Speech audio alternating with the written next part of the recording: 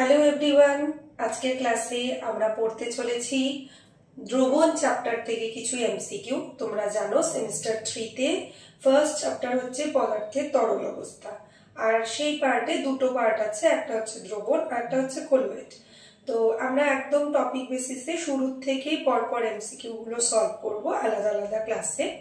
আর first ক্লাসে আমি যে প্রথম যে পার্টগুলো আছে, যেমন ধরো দ্রবণের গাঢ়ত্ব প্রকাশের কিছু পদ্ধতি, দেন হেনরি সূত্র, দেন হচ্ছে তোমার অ্যাজিওট্রপিক মিশ্রণ, আদর্শ অনাদর্শ দ্রবণ, হ্যাঁ, এবং বাষ্পচাপের ক্ষেত্রে নির্ণয়ের ক্ষেত্রে যে রাউল্টের সূত্রগুলো আমরা কাজে লাগিয়ে বেশ কিছু অঙ্ক সলভ করতে পারি অনুদ্বায়ী দ্রাবের দ্রবণের ক্ষেত্রে, এবং দুটো তরলই উদ্বায়ী হলে সেক্ষেত্রে দ্রবণের বাষ্পচাপকে আমরা কিভাবে নির্ণয় করতে পারি, এই রিলেটেড যে প্রথম টপিকের কিছু প্রবলেম আছে তার মধ্যে আজকে আমরা ফার্স্ট ক্লাসে কিছু এমসিকিউ সলভ করে নেব। তো প্রথমেই দেখো আমি একটা অঙ্ক এখানে তুলে দিয়েছি। তো এই অঙ্কটার ক্ষেত্রে আমরা দেখতে পাচ্ছি যে 2 গ্রাম গ্লুকোজ। তো ফার্স্টেই আমরা দেখব যে দ্রাবটা যে দ্রবীভূত আছে সেই দ্রাবটা কিন্তু অনুদ্বায়ী কোয়ালিটির, এবং যার মধ্যে দ্রবীভূত আছে 100 গ্রাম জলে। তাহলে এটা অনুদ্বায়ী দ্রাবের কিন্তু একটা দ্রবণ তৈরি হবে, এবং এই দ্রবণের বাষ্পচাপ আমাকে নির্ণয় করতে বলেছে। আর দেখো বিশুদ্ধ জলের বাষ্পচাপ আমার দেওয়া আছে। তাহলে এই ক্ষেত্রে আমরা ফর্মুলা জানি যে দ্রবণের বাষ্পচাপ P ইকুয়ালস টু কি হয়, x1 ইন্টু P0, যেখানে x1 সবসময় মনে রাখবে যে 1 টার্মটা সবসময় বিশুদ্ধ দ্রাবককে রিপ্রেজেন্ট করে, 2 টার্মটা দ্রাবককে রিপ্রেজেন্ট করে। তাহলে x1 হচ্ছে এখানে বিশুদ্ধ দ্রাবকের মূল ভগ্নাংশ, আর P0 হচ্ছে আমাদের বিশুদ্ধ দ্রাবকের কি, অর্থাৎ বিশুদ্ধ জলের এই ক্ষেত্রে হচ্ছে বাষ্পচাপ। এটাকে আমরা P0 বা P10 দুটো দিয়ে ডিনোট করতে পারি। তো চলো চলে আসি। তাহলে x1 বলছে, তাহলে মূল ভগ্নাংশ মানে উপরে জল কতটা আছে 100। আর আমরা সবসময় জানি যে জল যেহেতু H2O, যেখানেই জল থাকবে তোমরা আণবিক ভর কিন্তু 2 আর অক্সিজেনের জন্য 16, সবসময় 18 কে ইউজ করবে, এটা মনে রাখবে। তাহলে 100/18 ডিভাইডেড বাই নিচে কি হবে, জলের মোল সংখ্যা 100/18 প্লাস দ্রাবটাকে আছে গ্লুকোজ 2, আর দেখো গ্লুকোজের আণবিক ভরটাও 180 মেনশন করা আছে। যদি মেনশন নাও করা থাকে তবুও তোমরা কয়েকটা মনে রাখবে, যেমন গ্লুকোজ 180, ইউরিয়া থাকলে 60, এগুলো তোমরা মনে রাখবে। আচ্ছা, নেক্সট দেখো ইনটু P10 হচ্ছে বিশুদ্ধ জলের বাষ্পচাপ, কত দেওয়া আছে 32.8। আগে আমি বলে দিই যে এই এককটা কিন্তু যেহেতু এখানে মিলিমিটার এইচজিতে আছে, তো পি এর একক মিলিমিটার এইচজিতেই বেরোবে, এই 4টা অপশনের মধ্যে যে কোনো একটা। তো আসো দেখো আমরা যেহেতু অল্প টাইমে সলভ করবো, তো কিভাবে করবো দেখো, আমি যদি এখানে ভাগ দিতে নিই তাহলে প্রথমেই কিন্তু আমার পয়েন্টে উত্তর আসবে। তো পয়েন্টে আসলে আমার গোটাটা কন্টিনিউ করাটা সমস্যা, তা আমি দেখি যে কি করে সলভটা করা যাচ্ছে। দেখো এখানে লসাগু 18, এইখানে কিন্তু নিচে আমাদের 18 আর 180, এরও লসাগু যদি করি তাহলে আমাদের 180 আসবে। তাহলে উপরের 18 আর নিচের 180 যদি কাটাকাটি করি তাহলে কত আসবে, 10 আসবে। এই 10টা গুণ করে দিব আমরা উপরে, তাহলে কত হবে, একবারে বলো 100 ইন্টু 10 মানে 1000, ঠিক আছে। আর এখানে যদি নিচে 180 লসাগু হতো তাহলে 18 দিয়ে 180 কে ভাগ করলে 10, 10 দিয়ে গুণ করলে 1000, আর এখানে 180 দিয়ে 180 কে কাটলে 1, 2 দিয়ে গুণ করলে 2, তাহলে একবারে যোগ করলে কত হতো 1002, ঠিক আছে, ইন্টু 32.8। তাহলে আমরা এখান থেকে দেখতে পাচ্ছি যে 328, দশমিকের জন্য এক ঘর 16 আর বাকি দুটো জিরো লাগিয়ে দিব, আর এখানে কি আছে 1002। তাহলে আমরা এখানে ভাগ করি, দেখি কত হয়।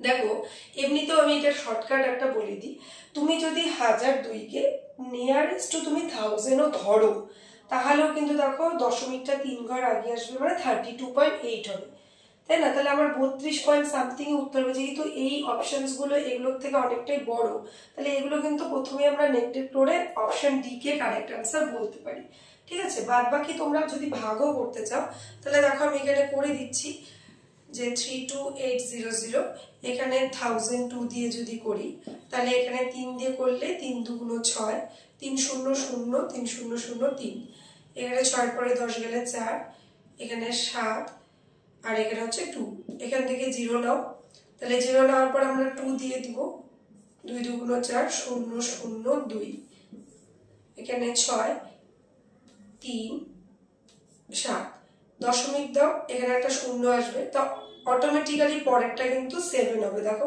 7 দুগুণ 14, 4 হাতের 1 0 1 7 0 0 7। তা বাকি আর আমরা করছি না, বিকজ 32.7 চলে এসছে। তাহলে এটা হচ্ছে আমাদের কারেক্ট অ্যান্সার। এই অঙ্কটার ক্ষেত্রে আমাদের আছে 5 মোল এ দ্রাবক এবং 10 মোল বি দ্রাবকের সঙ্গে মিশিয়ে একটা আদর্শ দ্রবণ তৈরি করা হয়েছে, যেখানে বিশুদ্ধ এ আর বি এর বাষ্পচাপ 200 আর 550 মিলিমিটার এইচে দেওয়া আছে। আর মিশ্রণের বাষ্পচাপ কত হবে? তো দেখো, যখন দুটো জিনিসকে মিশিয়ে একটা দ্রবণ তৈরি করা হয়েছে এবং দুজনের বাষ্পচাপ দেওয়া আছে, মানে কিন্তু দুজনেই তরল, আর দুজনেই যদি উদ্বায়ী তরল হয় তখন মিশ্রণের বাষ্পচাপ নির্ণয়ের ফর্মুলা থাকে এটা, P equals to XA PA0 plus XB PB0, এটা আমরা জানি।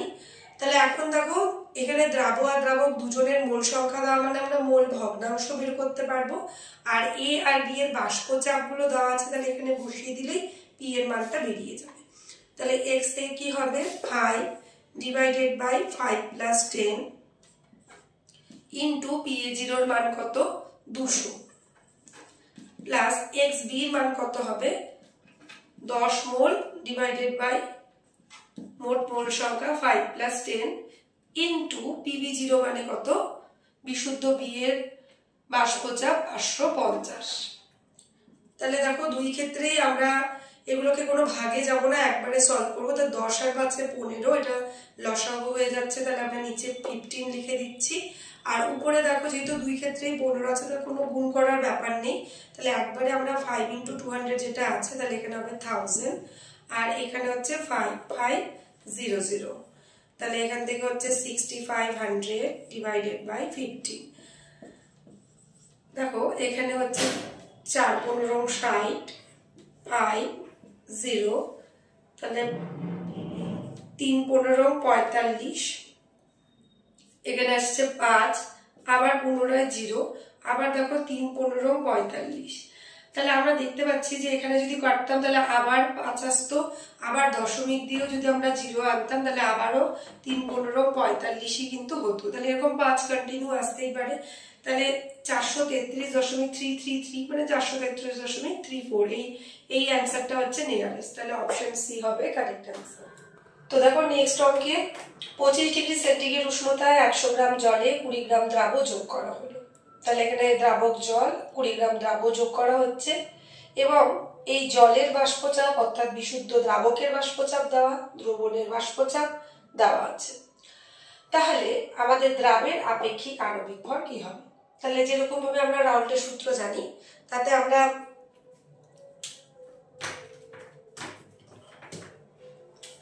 P1 equals to দ্রবণের বাষ্পচাপ P equals to x1 into P0, ঠিক আছে, যেখানে P0টা হচ্ছে বিশুদ্ধ দ্রাবক অর্থাৎ জলের বাষ্পচাপ, মানটা কত দেওয়া আছে দেখো 23.76। আচ্ছা, আর দ্রবণের বাষ্পচাপটাও আমাদের দেওয়া, এই যে দ্রবণের কত 22.41, ঠিক আছে। আর x1 হচ্ছে দ্রাবকেরই মোল ভগ্নাংশ, তাহলে দ্রাবক এখানে কে জল, তাহলে জল হচ্ছে আছে কত 100, আর একটু আগে বলছি জল মানে আণবিক ভর, তোমরা একবারেই 18 লিখে দিবে, কিভাবে সেটা দেখিয়েছি। তাহলে 100/18, নিচে কি হবে 20 গ্রাম দ্রাবক, তাহলে 20, আর দ্রাবের আণবিক ভরকে আমরা ধরে নিব হচ্ছে m2, তাহলে 20/m2 প্লাস এখানে কি হবে দ্রাবকের মোল সংখ্যা 100/18। তাহলে এটা আমরা জানি যে মোল ভগ্নাংশই হচ্ছে ওই দ্রাবকের মোল সংখ্যা ডিভাইডেড বাই দ্রাবক প্লাস দ্রাবকের মোট মোল সংখ্যা।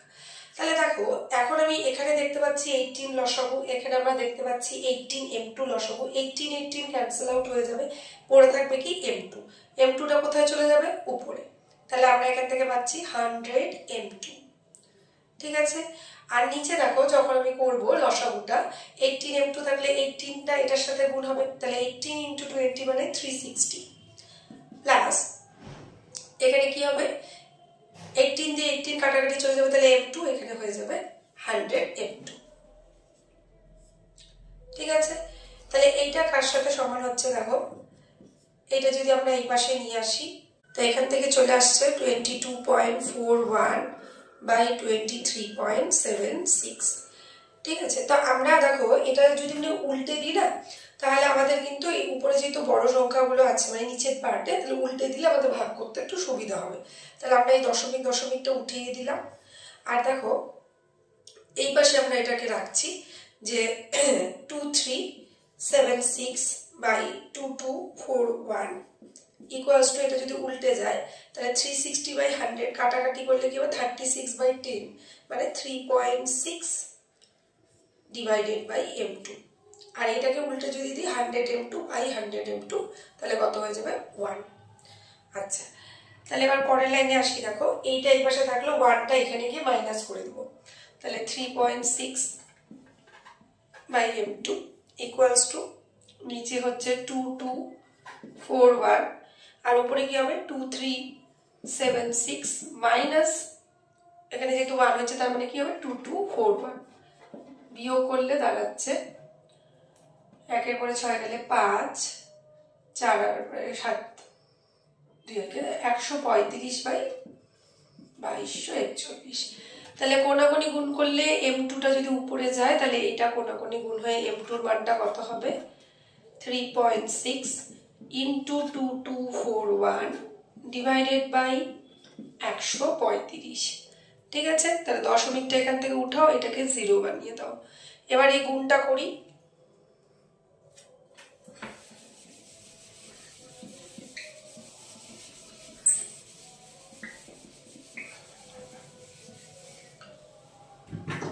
কিছু কিছু অঙ্কতে তোমাকে একটু ক্যালকুলেশন করতেই হবে, কিছু করার নেই, বিকজ নিউমেরিক্যাল প্রবলেম মানে তো ক্যালকুলেশন একটু থাকবেই।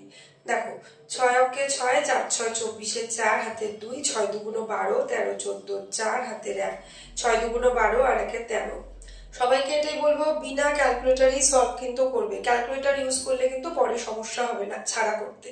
3 অঙ্কে 3, 3 4 12, 2 হাতের 1, 3 দুগুণ 6 আর 1 7, 3 দুগুণ 6। ঠিক আছে, তাহলে 6 4 3 7, 4 2 6, 7 3 10 0, হাতের 1 6 1 7 আর 1 8। ঠিক আছে, তাহলে 80676 ডিভাইডেড বাই 1350। দেখো আমরা এখানে ভাগটা দিয়ে দিই। তাহলে প্রথমে আমাদের যাবে হচ্ছে, আমি যা দেখতে পাচ্ছি 5 দিয়ে। ঠিক আছে, তার মানে 5 0 0, 5 5 25 5 হাতের 2, 3 5 15 16 17 7 হাতের 1, 5 অক্কে 5 আর 1 6। তোমাদের জন্যই কিন্তু আমি রাফ ওয়ার্কগুলো করছি, তোমরা কিন্তু বাড়িতে যদি রাফ ওয়ার্কটা আমার সাথে না করো তাহলে কিন্তু তোমাদের কোনো লাভ নেই। 10 4 1 7 পরে 8 গেলে 1। এবার দেখো এখানে 6 কে নিয়ে আসি। দেখো 1350 যেহেতু আছে, তো 10 দিয়ে গুণ করলে তো 13500 হয়ে যাবে, তাহলে আমরা অবশ্যই এখানে কত দিয়ে দেবো 9 দিয়ে। তাহলে 9 0 হচ্ছে 0, 5 9 45 এর 5 হাতের 4, 3 9 27 28 29 30 31, 1 হাতের 3, 9 অক্কে 9 আর 3 এ 12। ঠিক আছে, তাহলে এখানে 6 5 এর পরে 6 7, 1 1 0, 2 এর পর 3 গেলে এত। তাহলে এখানে দশমিক দিয়ে আবার আমাদের একটা 0 আসবে। ঠিক আছে, আচ্ছা তারপরে আমরা পরবর্তীতে যদি দেই তাহলে আমরা মোটামুটি দেখতে পাচ্ছি যে 7 এর কাছাকাছি আমাদের যেতে পারে, কারণ দেখো 7 0 0, 5 7 35 এর 5 হাতে 3, 3 7 21, 3 এ 24 এর 4 হাতে 2, 7 অক্কে 7 আর 8 9। তাহলে মোটামুটি তা দেখো 59.7 এর কাছাকাছি উত্তরটা চলে এসছে।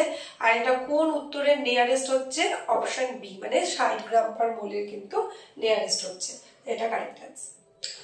নেক্সট প্রবলেমে আসি। 300 কেলভিন উষ্ণতায় জলের বাষ্পচাপ হলো 12.3 কিলোপাস্কেল। একটি অনুদ্বায়ী দ্রাবের 1 মোলার দ্রবণের সম উষ্ণতায় বাষ্পচাপ নির্ণয় করো। তো দেখো এখানে যে মেন জায়গাটা সেটা হচ্ছে 1 মোলার। তো এই মিনিংটা যদি বুঝে যাও তাহলে অঙ্কটা একদমই ক্লিয়ার। ঠিক আছে, তো 1 মোলাল, মোলালের যে সংজ্ঞা মোলালিটি থেকে আমরা কি বুঝতে পারি যে 1 মোল দ্রবীভূত আছে 1000 গ্রাম দ্রাবকে, আর দ্রাবকটা এখানে কি জল। তাহলে 1000 গ্রাম জলের মধ্যে, ঠিক আছে, দ্রবীভূত আছে কি 1 মোল দ্রাবক। এটার মিনিং থেকে এই পার্টটা আমার ক্লিয়ার হয়ে গেল। তাই এটা যদি ক্লিয়ার হয়, আর বিশুদ্ধ জলের বাষ্পচাপ আমাকে দেওয়া আছে, তাহলে আমরা এখানে কি জানি যে দ্রবণের বাষ্পচাপ নির্ণয়ের ফর্মুলা P = x1 * P10। ঠিক আছে, দেখো x1 মানে কি, দ্রাবকের মোল ভগ্নাংশ। তাহলে দ্রাবক মানে কি, দেখো 1000 গ্রাম জল, আর জলের আণবিক ভর কত, 18। তাহলে এখানে আমরা দিচ্ছি 1000 / 80 হলো। নিচে আসি, নিচে হচ্ছে দ্রাব যে আছে অনুদ্বায়ী দ্রাবক, সেটা তো আমরা 1 মোলাল বলছে মানে 1 মোল দ্রবীভূত আছে, তা কোনো ক্যালকুলেট করারই দরকার নেই, এটা 1। এখানেও হচ্ছে সেম 1000/18। তাহলে এই এক্সপ্রেশন থেকে x1 বেরিয়ে গেল ইনটু P10। P10 কি হবে, বিশুদ্ধ দ্রাবকের বাষ্পচাপ কত, 12.3। তাহলে এটা সলভ করলে অ্যান্সার চলে আসবে। তা আমরা এখানেও একটু কারুকার্য পারবো, যে এখানেও 18 লসাগু, এখানেও 18, তাহলে 18 ক্যান্সেল আউট করে দেব, আর 18টা এখানে উপরে উঠে যাবে, তাহলে 1018। এটা কিন্তু আমাদের শর্টকাট হবে। ঠিক আছে, তাহলে এখানে আমরা কি করব, 1000 / 1018। ঠিক আছে, এটা হয়ে গেল।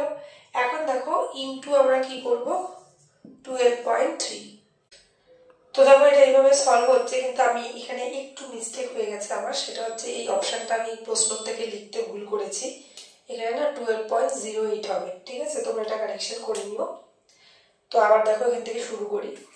তো এখন যদি আমরা গুণ করি, তাহলে দশমিকটা এখানে 3 ঘর সরবে, তাহলে এখানে হবে 1 2 3 0 0 1 0 1 8।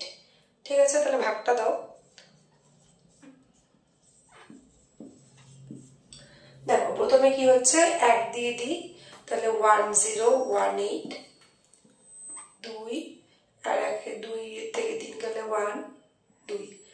তারপর আমরা কি দিব, দেখো শূন্য নামিয়ে নিয়ে আসছি, তাহলে 2 দিয়ে দিব, 8 2 16 6 হাতের 1, 2 অক্ষে 2 আর 1 3, 2 0 0 2 অক্ষে 2, 6 পরে 10 গেলে 4, 3 এর 4 12 গেলে 8, 1 আর 1 0।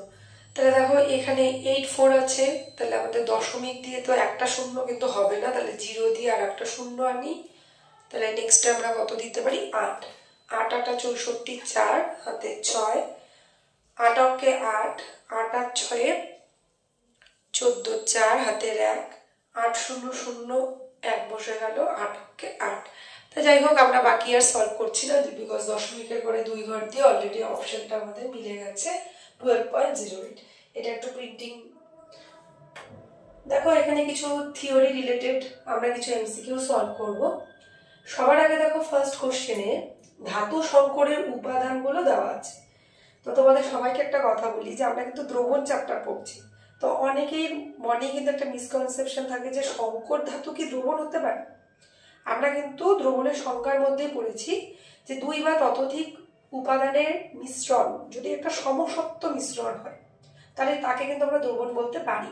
সমসত্ব কথাটার মানে যে যখন উপাদানগুলো একে অপরের সাথে মিশবে, তখন তুমি যে কোনো গাঢ়ত্বে যদি তুমি তাদেরকে দেখো, বা যে কোনো কনসেন্ট্রেশনে গিয়ে যদি তোমরা সেই পার্টটাকে তোলো, তো তুলে নিয়ে দেখবে যে সবাই সব জায়গায় সমান অনুপাতে কিন্তু তারা বিন্যস্ত আছে। তা ধাতু সংকর, ধরো তুমি একটা পিতল ধরলে, পিতল, তাহলে পিতলের মধ্যে যে উপাদানটা দিয়ে পিতলটা তৈরি হয়েছে, কখনো কি আমরা দেখি যে পিতলের কোনো একটা পার্টে কপার পার্টটা আলাদা করে দেখা যাচ্ছে, অন্য পার্টে পিতল না। পিতল হচ্ছে আমাদের একটা সমসত্ব মিশ্রণ। তা ঠিক একই রকম ভাবেই সংকর ধাতু মানে কিন্তু এটা একটা দ্রবণের উদাহরণ, যেখানে দ্রাব পদার্থটাও কঠিন আর দ্রাবকও কিন্তু কঠিন। ঠিক আছে, তো দেখো তাহলে এইটা দ্রবণ চ্যাপ্টারের এই কোশ্চেনের মধ্যে এমন একটা সংকর ধাতু যেখানে ক্রোমিয়াম, ম্যাঙ্গানিজ, জিঙ্ক, কপার সবাই প্রেজেন্ট আছে। এবার আমাকে চয়েস করতে বলেছে যে এই সংকর ধাতুর মধ্যে দ্রাবক কোনটা। তো আমরা জানি যে অ্যাকর্ডিং টু সংজ্ঞা, যার পরিমাণটা কম থাকে আর যে তার ভৌত অবস্থাটাকে পরিবর্তন করতে পারে, তাকে আমরা দ্রাব বলি। আর যে উপাদানটি আমাদের দ্রবণের মতোই ভৌত অবস্থা অলরেডি থাকে এবং যার পরিমাণটা বেশি থাকে, তাকে আমরা দ্রাবক বলি। এটা সংজ্ঞাতে পড়েছি। তো দেখো এখানে আমাদের পার্সেন্টেজ অনুসারে পরিমাণ কার বেশি, কপারে, তাহলে স্বাভাবিকভাবে এখানে কপারই কিন্তু হয়ে যাবে আমাদের দ্রাবক। ঠিক আছে, নেক্সট আসি হেনরি ধ্রুবক KH এর মান। এখানে 4টা অপশন আছে যে অধিক দ্রাব্যর ক্ষেত্রে কি KH এর মানটা বেশি হবে, নাকি কম দ্রাব্যের ক্ষেত্রে বেশি হবে, নাকি সব গ্যাসের ক্ষেত্রে একই থাকবে, আর গ্যাসের দ্রাব্যতার সাথে কোনো সম্পর্ক নেই। নেক্সট কোশ্চেনে আমরা দেখতে পাচ্ছি হেনরি ধ্রুবক KH এর যে মান, এই ক্ষেত্রে 4টা অপশন দেওয়া আছে। তো এটা দেখো KH যে বৈশিষ্ট্য আমাদের বইয়ের টপিকে, সেখান থেকে কিন্তু এই প্রশ্নটা আমরা সলভ করতে পারি, তোমরা বইয়ে দেখবে। আমি একটু ম্যাথমেটিক্যালি এই জায়গাটা রিপ্রেজেন্ট করি যে হেনরির সূত্র কিন্তু আমাদের গ্যাসীয় দ্রাবক যখন তরল দ্রাবকে দ্রবীভূত হয় তার ক্ষেত্রে কিন্তু হেনরি সূত্র প্রযোজ্য, যেখানে আমরা বাষ্পচাপের মানটা P ইকুয়ালস টু কি লিখি, হেনরি ধ্রুবক KH ইন্টু XB লিখতে পারো অথবা X2 লিখতে পারো, অর্থাৎ এক্ষেত্রে দ্রাবের মোল ভগ্নাংশ বা দ্রাবের তুমি দ্রাব্যতা বলতে পারো। এই ক্ষেত্রে XBটা কিন্তু মোল ভগ্নাংশ বলতে এখানে দ্রাব্যতাকে বোঝানো হচ্ছে, মানে গ্যাসীয় দ্রাবক তরলের মধ্যে যে দ্রবীভূত হবে সেই দ্রাব্যতাটাকে বোঝানো হয়েছে। তাহলে আমরা এখান থেকে KH এর মানটা কি পাবো, KH ইকুয়ালস টু P/XB। ঠিক আছে, তাহলে XB যদি গ্যাসের দ্রাব্যতাকে রিপ্রেজেন্ট করে, তাহলে দ্রাব্যতা যত বাড়বে, যেহেতু নিচে আছে তাহলে KH এর মানটা তত কমবে, আর যেহেতু XB নিচে থাকার কারণে যত কমবে KH এর মানটা তত বেড়ে যাবে। তাহলে দেখো এরকম কোন অপশন আছে, দেখো অধিকের যখন দ্রাব্য বলছে অধিক দ্রাব্য তখন মানও বলছে বেশি, তাহলে সমানুপাতিক সম্পর্ক তো না, ব্যস্তানুপাতিক আমরা দেখতে পাচ্ছি। তার মানে এই অপশনটা হবে যে কম দ্রাব্য যখন গ্যাস তার ক্ষেত্রে KH এর মান কি হবে, বেশি হবে, তাহলে অপশন ডি। ঠিক আছে, নেক্সটে আসো, দ্রবণের গাঢ়ত্ব ও তার বাষ্পচাপের মধ্যে সম্পর্ক বোঝাতে কোন এককটি ব্যবহৃত হয়। দেখো এইখানে কিন্তু গাঢ়ত্ব বলতে একটু মিনিংটা ক্লিয়ার করো। আমরা যেখানে 4টা অপশন দেখতে পাচ্ছি না, মোল ভগ্নাংশ, ppm, শতকরা ভর, মোলালিটি, তোমরা চ্যাপ্টারের শুরুতেই দেখবে যে দ্রবণের গাঢ়ত্ব প্রকাশের বিভিন্ন পদ্ধতি।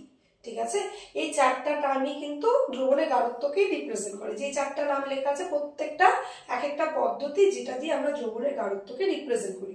তো এটা দেখে না মানে কনফিউজড হবে না যে মোলালিটি না মোলারিটি কি ব্যাপার, এটা ওগুলোই হবে কিনা, ppm মোল ভগ্নাংশ হবে কিনা, এগুলো না। সবসময় মাথায় রাখবে এখানে যতগুলো টার্মস আছে, পার্সেন্টেজ অফ W/W, মোল ভগ্নাংশ, ppm, মোলালিটি, গ্রাম প্রতি লিটার মাত্রা, নরমালিটি, এগুলো প্রত্যেকটাই কিন্তু গাঢ়ত্ব প্রকাশেরই বিভিন্ন পদ্ধতি। তাহলে গাঢ়ত্ব বলতে এগুলো সবকিছুকেই বোঝায়। আর বাষ্পচাপ বলতে আমরা জানি P কে বোঝায় বা P0 কে বোঝাবে। তো দ্রবণের বাষ্পচাপ মানেই হচ্ছে আমাদের P। তাহলে এই P এর সাথে যে কোনো গাঢ়ত্ব প্রকাশের কোন পদ্ধতিটাকে আমরা ইউজ করি, তা আমরা জানি যে P equals to x1 into P0 বা P10, যেটাই হোক তুমি বলতে পারো। তাহলে এখানে কোন টার্মটা আমরা ইউজ করি, x1 বলতে মোল ভগ্নাংশ টার্মটা কিন্তু ইউজ করি। দেখো নেক্সট কোশ্চেন, যে সকল তরল মিশ্রণ স্থির উষ্ণতা ও চাপে অপরিবর্তিত সংযুতিতে পাতিত হয় সেই মিশ্রণটি হলো। তো এখানে দেখো 4 রকমের মিশ্রণের কথা দিয়েছে। এই প্রশ্নটা অনেক ইজি মনে হবে তোমাদের কাছে, বাট টিল আমি দিয়েছি কারণ এটা ইয়ারের কোশ্চেনে এরকম টাইপের প্রশ্ন বোর্ড সেট করে যেগুলো হচ্ছে সংজ্ঞা থেকে আসে, মানে ডিরেক্টলি তোমাকে সংজ্ঞাটা তুলে দিয়ে তোমাকে বলবে এটা কোন মিশ্রণ বা এটা কোন টাইপের মধ্যে পড়েছে। এই কোশ্চেনটা অনেকটা তাই। তা আমরা জানি আমাদের সিলেবাসে অ্যাজিওট্রপিক মিশ্রণ আছে, আর তার সংজ্ঞাই হচ্ছে এটা যে কোনো একটা তরল মিশ্রণের যদি আমরা একটা পার্টিকুলার উষ্ণতা ও চাপ নিই, তার মধ্যে যে উপাদানের সংযুতিটা সেটা বাষ্পদশায় গিয়েও যদি সেম থাকে তখন তাকে আমরা অ্যাজিওট্রপিক মিশ্রণ বলবো। তো এটা কারেক্ট অ্যান্সার। নেক্সট আসো, আদর্শ দ্রবণের ক্ষেত্রে কোনটি সঠিক নয়। তা আমি এখানে প্রশ্নটা আদর্শ দিয়ে দিয়েছি, তোমরা কিন্তু অনাদর্শর ক্ষেত্রেও সেম টাইপের কোশ্চেনকে সলভ করবে। সেটা হচ্ছে দেখো 4টা অপশন আছে, del V mixing, V for volume মানে ভলিউমের পরিবর্তনটা। তো আমরা জানি যে ধরো A আর B দুটো উপাদানকে নিয়ে, দুটো তরল উপাদানকে নিয়ে আমরা একটা মিশ্রণ তৈরি করলাম। এবার মিশ্রণটা এটাকেও ধরো আমরা 10 ml নিয়েছি আর B কেও ধরো আমরা 10 ml নিয়েছি। তাহলে A আর B কে মেশানোর পর আমাদের আয়তনটা কত হওয়া উচিত দ্রবণের মধ্যে, 20 ml। এবার যদি সেটা দ্রবণের যে টোটাল দ্রবণের মধ্যে যদি আয়তনটা 20 ml থাকে, 20 ml এর থেকে কম বা বেশি না হয়, তাহলে আয়তনের কোনো পরিবর্তন হবে না। তাহলে সেই ক্ষেত্রে দ্রবণ কিন্তু কি হবে, আদর্শ দ্রবণ। তাহলে সেই ক্ষেত্রে আমরা কি করব, ডেল ভি মিক্সিং এর মান কিন্তু 0 হবে আদর্শ ক্ষেত্রে। নেক্সট হচ্ছে del H mixing equals to 0। তোমরা জানো H4 হচ্ছে হিট এনথালপি এবং তার পরিবর্তন 0। মানে কি এ আর বি কে মিক্সচার করার পর প্রথম অবস্থায় এ উপাদানের মধ্যে যে এ আন্তরাণবিক আকর্ষণ বল কাজ করে এবং বি উপাদানের মধ্যে যে বি আন্তরাণবিক আকর্ষণ বল কাজ করে, সেটাকে যখন একে অপরের সাথে আমরা মিশিয়ে একটা দ্রবণ বানাবো, তার মধ্যে যদি আন্তরাণবিক আকর্ষণ বলটা সমান হয়, মানে বেশিও হবে না কমও হবে না, তাহলে কি হবে, কোনো প্রকার তাপের উদ্ভবও ঘটবে না, কোনো প্রকার তাপের শোষণও ঘটবে না। তাহলে তাপের যদি পরিবর্তন না হয় তাহলে হিট এনথালপি যে পরিবর্তন ডেল এইচ মিক্সিং তার মানটা কি হবে, 0 হবে। তাহলে এটাও কারেক্ট, আর আমাকে সঠিক 9 বাঁচতে বলেছে। আর দেখো ডেল জি মিক্সিং এর মান লেস দ্যান 0 মানে আমরা জানি এটা স্বতঃস্ফূর্ত প্রক্রিয়াকে নির্দেশ করে, অ্যাকর্ডিং টু থার্মোডাইনামিক্স ক্লাস 11 এর টপিক এটা, যে স্বতঃস্ফূর্ত প্রক্রিয়া মানেই ডেল জি মিক্সিং এর মানটা কি হবে, আমাদের নেগেটিভ। সেটা কিন্তু আদর্শ অনাদর্শ দুটো দ্রবণের ক্ষেত্রে এই মানটা নেগেটিভই হয়। তো এটা কোনো পার্টিকুলার এটার ব্যাপার নেই, এটা দুটো কেসেই কিন্তু নেগেটিভ। আর del S mixing, del S মানে এনট্রপির পরিবর্তন, তাহলে এনট্রপির পরিবর্তনটা সবসময় পজিটিভ হতে হয়, পজিটিভ। তাহলে আদর্শ অনাদর্শ দুটো দ্রবণের ক্ষেত্রে মিক্সচার বানাচ্ছ মানেই এনট্রপির পরিবর্তন তোমাকে পজিটিভই আনতে হবে। তাহলে এই মানটা কত আছে, 0 আছে, তাহলে এইটা কিন্তু সঠিক নয়, তাহলে এটা কারেক্ট আনসার। নেক্সটে আসো, এখানে দুটো উপাদান এ এবং বি নিয়ে একটা মিশ্রণ তৈরি হয়েছে যেটা রাউটের সূত্র মেনে চলে। এই বিবৃতি সংক্রান্ত নিচের কোনটি সঠিক? তো আমি এটা বলতে গিয়ে যেটা বললাম সেটাই এই প্রশ্নের মধ্যে আছে। দেখো যে আমাদের এ উপাদানের মধ্যে যে আকর্ষণ বল কাজ করে তাকে আমরা এ দিয়ে রিপ্রেজেন্ট করি, আর বি এর মধ্যে যে আকর্ষণ বলটা কাজ করে তাকে আমরা বি দিয়ে কাজ করি। এবার এ কে আর বি কে দুজনকে মিশিয়ে তুমি একটা দ্রবণ তৈরি করেছো বা একটা মিশ্রণ তৈরি করেছো, তাহলে নতুন আকর্ষণ বলটা কি হবে, এ বি। এবার প্রথম অবস্থায় এই আকর্ষণ, সেকেন্ড কেসে বি আকর্ষণ, আর মেশানোর পরে নতুন আকর্ষণ এ আর বি, এই তিনটা মানই যদি কি হয়, সেম হয়, তাহলে কিন্তু সেটা একটা আদর্শ দ্রবণ। আর আদর্শ দ্রবণরা অলওয়েজই কি হবে, রাউটের সূত্রকে কিন্তু মানবে। তাহলে এখানে দেখো কোনটার মধ্যে সেই অপশনটা আছে, অপশন সি, যে এ বি আকর্ষণ বল অর্থাৎ মিশ্রণেরটা সেটা যদি এ এবং বি আকর্ষণ বলের সাথে সমান হয় তবে কিন্তু সেটা আদর্শ দ্রবণ গঠন করে এবং তার রাউটের সূত্রকে মেনে চলবে। তো আজকের ক্লাসে আমি এখানেই শেষ করছি। তোমরা এই পার্টগুলোকে লিখে খাতায় অবশ্যই সলভ করবে। এরকম চ্যাপ্টারটা আগানোর সাথে সাথে আরো তোমাদের নতুন নতুন পার্টে আরো ভিডিওস আসবে এবং আরো আমি বেশ কিছু এমসিকিউ চ্যাপ্টার ধরে ধরে সলভ করাবো। তো আশা করি তোমাদের ভিডিওটা ভালো লাগছে কিনা সেটা তোমরা অবশ্যই কমেন্ট সেকশনে জানাবে, এবং তোমাদের এই পার্টে যেগুলো আমরা আলোচনা করলাম তার যদি কোনো সমস্যা থেকে থাকে সেটাও কমেন্ট সেকশনে অবশ্যই লিখবে। আর যেহেতু নতুন আমরা এই ক্লাসটা এবং জার্নিটা শুরু করেছি তোমাদের কাজে লাগার জন্য, তোমাদের হেল্পের জন্য, আশা করি ভিডিওটা ভালো লাগলে লাইক, কমেন্ট অ্যান্ড সাবস্ক্রাইব করতে ভুলবে না। তো থ্যাংক ইউ সো মাচ।